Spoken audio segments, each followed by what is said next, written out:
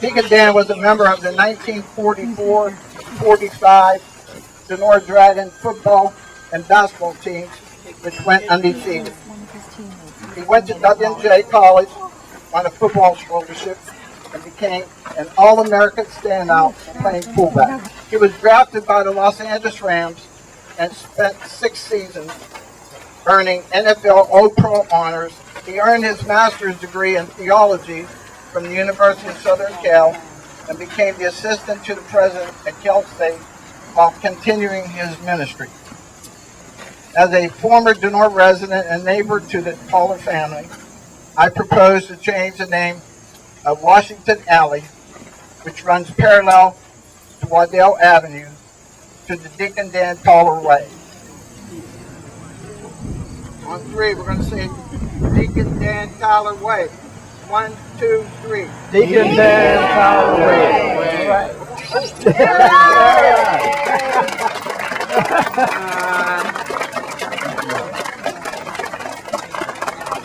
Football provided Dan with an education at Washington and Jefferson College. While a 4-time All-Pro for the Los Angeles Rams and still a student, he earned his master's degree from USC. When he reached that goal, although in his football prime, he walked away from the sport and heeded the call to the ministry. Dan played professionally for 6 seasons, gaining 3,493 yards and leading the NFL in rushing in 1952. Dan organized the pre-game prayer and made no secret of his commitment to God.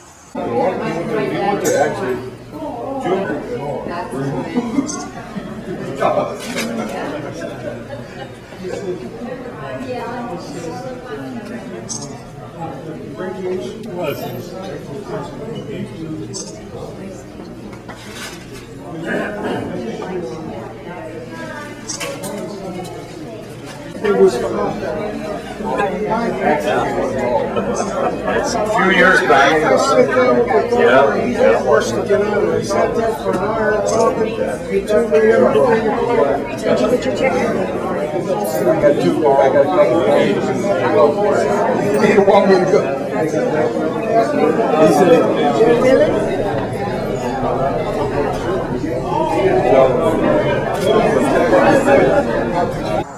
I had won an academic scholarship to Duquesne University, and I was interviewed for that position for admittance in May of 1946. And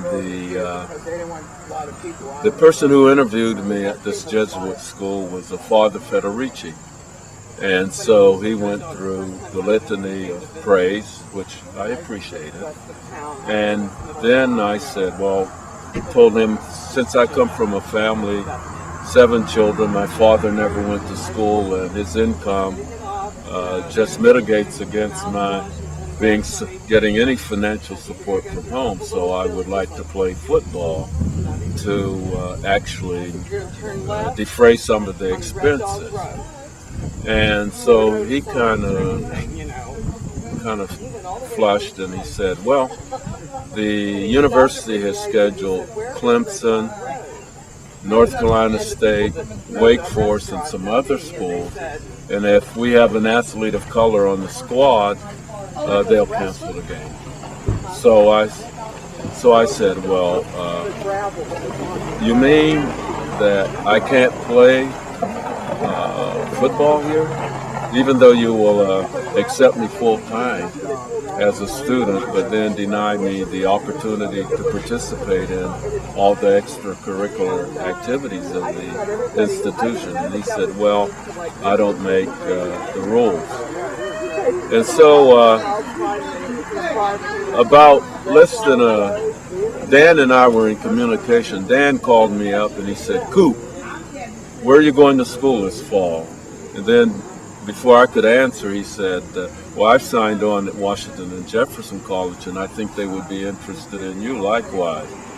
So I met the alumni representative of the college in the McKeesport area, and then I came to the college and was interviewed by the football coach and a few other people, and they decided to give me an academic football scholarship. It was $800 and it paid for 4 years.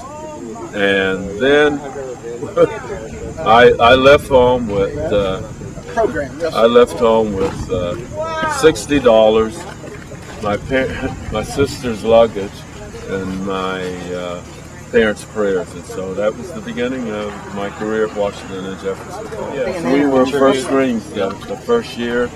We shared a room in Hayes Hall, which has since been torn down, and our room number was 518. We had a suite of rooms, one for study, one for sleeping. They gave us bunk beds. So Dan insisted that I sleep on top and he slept on the bottom. He knew I was pursuing a course in sciences. I majored in chemistry. Dan, our study hours were different. I generally studied from 7 p.m. to about 11 p.m.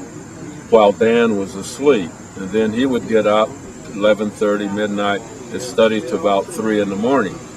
And so that was the pattern. We never really interfered with each other during our periods of study. And so it was, Dan was not only a great athlete, but he was also a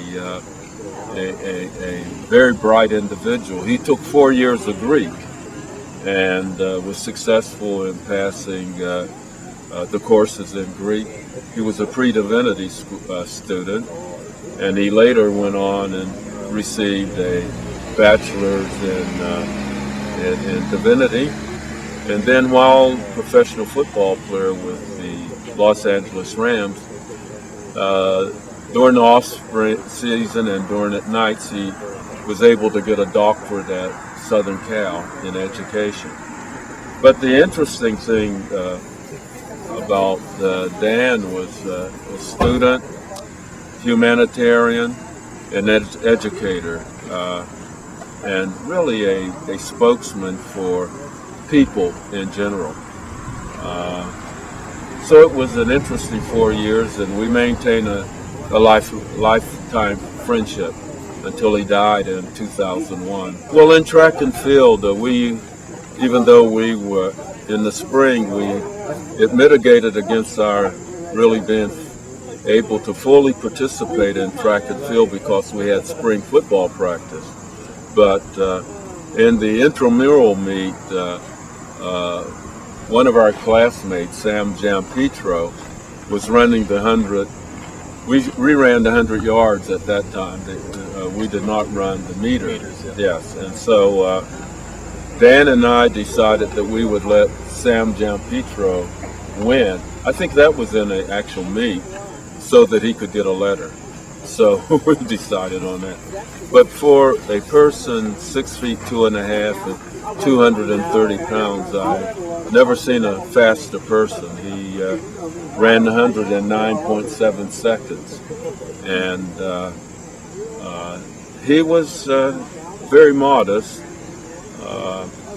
In 1948, when the Olympics came, I told Dan, I said, well, your ability in the broad jump, high jump, shot put, javelin, and the sprints would qualify you for representing the country in the Olympics decathlon. But he shied away from it. But he had much better competitive records than Bob Mathis, who won the 1948 decathlon in the World Olympics. But Dan was an excellent athlete and also a good baseball player. He could hit a baseball a mile, but then his other athletic involvement, prevented him from really fully exploring his potential in baseball. But Dan was brilliant. He was also dedicated to education. He had a scholarship at Los Angeles State. He contributed to the scholarships at Washington and Jefferson College.